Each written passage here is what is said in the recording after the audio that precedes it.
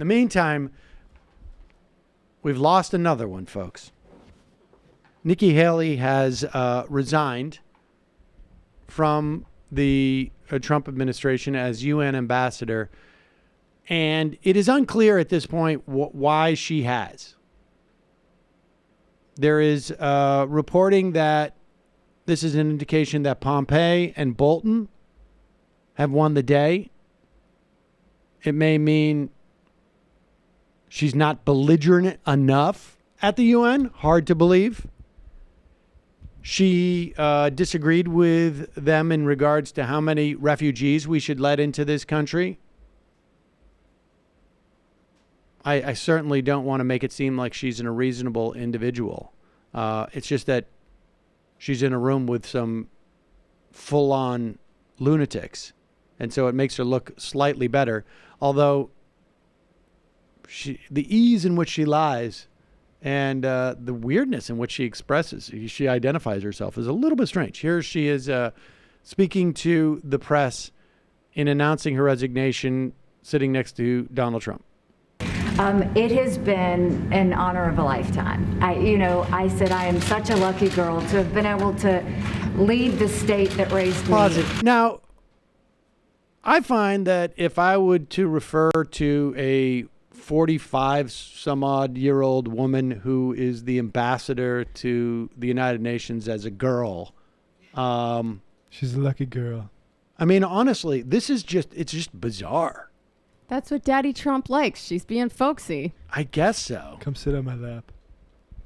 Is it really? Are you really too much? I guess in the wake of what went on with Kavanaugh, you don't want to get too pushy, right? Refer to yourself as a woman. I mean, can you imagine if a 45-year-old man was resigning from the UN and saying, I have always found myself to be such a lucky boy? You know what? Actually, I can. Really? Are you familiar with the large sons concept, Sam? I am not. Large adult sons. So it's basically like the Trump boys. They're adult men, but they don't have any sense of responsibility. So Kavanaugh was being a bit of a large son. I see. It's kind of the same Did he principle. say, we'll go to his acceptance speech and just say, I'm one of the luckiest boys in the world?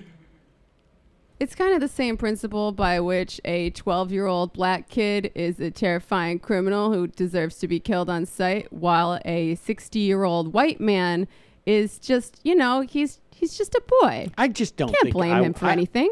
That may be the case that in his mind, but I just don't think that they would refer to themselves as a boy. But continue.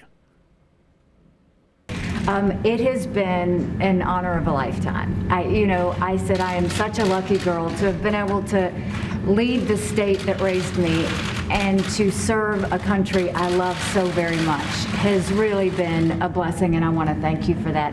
But I'm most excited. Look at the 2 years. Look at what has happened in 2 years with the United States on foreign policy. Now, the United States is respected. Countries may not like what we do, but they respect what we do. Yeah, about that. I'm not sure if the ambassador to the UN was at the UN. I guess it was about a week and a half ago, because if she was, she might have seen this. In less than 2 years, my administration has accomplished more than almost any administration in the history of our country.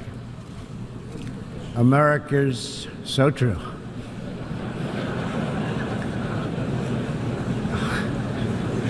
Didn't expect that reaction, but that's okay. Yes, you can see the teeming respect that they have for our country now. Oh, and also, you may have heard that an American resident, a Saudi journalist, was just killed in an Istanbul embassy, Saudi embassy, because they have so much respect for us. And then, of course, the Chinese basically kidnapped the head of Interpol because of the tremendous respect that in which we're held. And then around the country, of course, I'm sure you've seen the polling where if you measure that as a sign of respect, it is at an all-time low. But the bottom line is this country is our capacity to exercise soft power been so greatly diminished. And that is really scary, because our hard power, we still are quite confident about it.